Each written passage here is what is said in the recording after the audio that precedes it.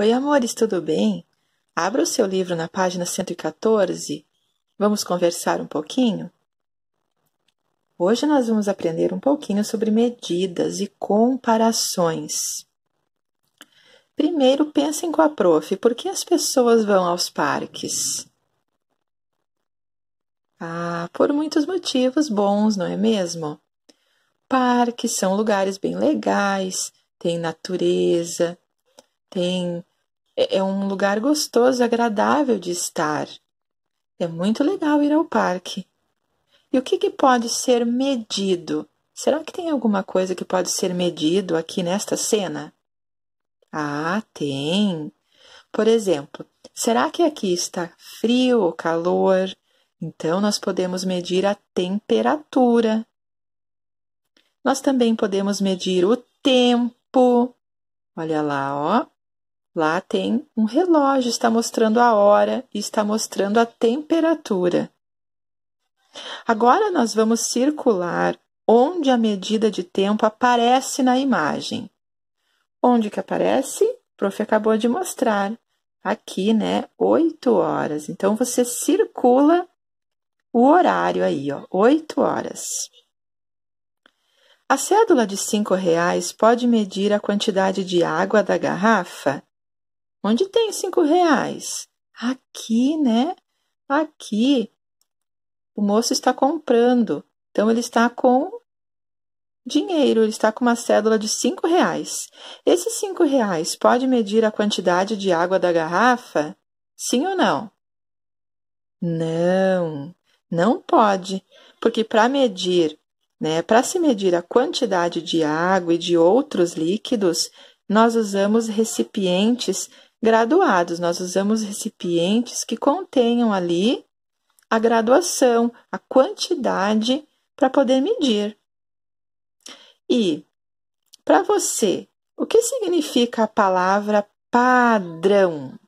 O que é isso, prof? Padrão. Você tem ideia do que é isso? Padrão é uma referência utilizada no processo de comparação, quando nós desejamos medir algo. Então, a gente compara.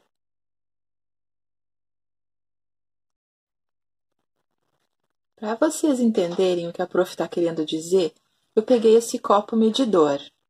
Esse copo medidor ele é utilizado para as receitas, quando a gente quer fazer um bolo, alguma sobremesa, alguma coisa na cozinha, a gente usa ele para saber as quantidades que são necessárias. E, por exemplo, aqui nesse copo medidor está escrito, leiam aqui com a prof, xícara. Tá vendo? Tem até o desenho da xícara. Por quê? Porque já existe um padrão de muitas vezes quando a gente lê a receita, diz assim, 2 xícaras de farinha. Aí aqui já está a medida certa do tamanho da xícara, porque a xícara já é um padrão de medida nas receitas. E aqui tem outros tipos de medidas também. Tem medidas em gramas, que é o peso. Então, aqui nós já podemos ver alguns tipos de medidas que está utilizando o padrão, que é aquilo que a gente já conhece para poder medir. Outras formas de usar também para medir é a fita métrica. Por exemplo, se eu quero saber a sua altura, eu vou pegar a fita métrica e vou medir o seu tamanho. Também, quando eu quero saber o tamanho para uma roupa, a gente usa a fita métrica. Na escola, nas tarefas de casa da escola, a gente usa a régua também. Todos esses são medidas, e comparações que a gente vai fazendo. Olá, crianças! Hoje vamos aprender sobre medidas e comparações na nossa aula de matemática. Eu quero começar perguntando para você qual é desses animais que é o maior. Você sabe a resposta? Pensa um pouquinho aí. Qual desses é o maior? A resposta é depende. Se for em altura, a girafa com 4 metros. Mas se for em peso, o elefante ganha com 6.000 quilos. Agora quero fazer outra pergunta para você. Usamos a balança ou o relógio para medir o nosso peso? Isso! Usamos a balança! Você sabia que na Inglaterra o rei Eduardo II estabeleceu seu próprio pé como padrão de medida? Quando o rei morreu, o pé padrão passou a ser o pé do novo rei e todos tiveram que usar a nova medida. Em nossos dias não é mais assim, pois existem padrões universais que facilitam a vida de todos. Para não errar, use sempre uma unidade de medida padrão. Vamos conhecer quais são?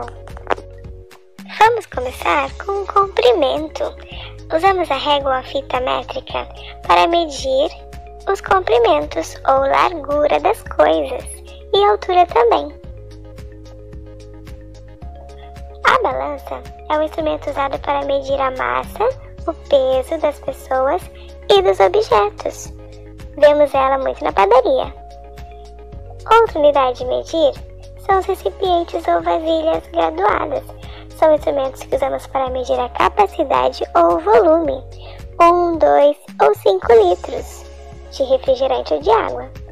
Usamos o calendário para observar a passagem do tempo e registrar eventos importantes nos dias, meses e anos.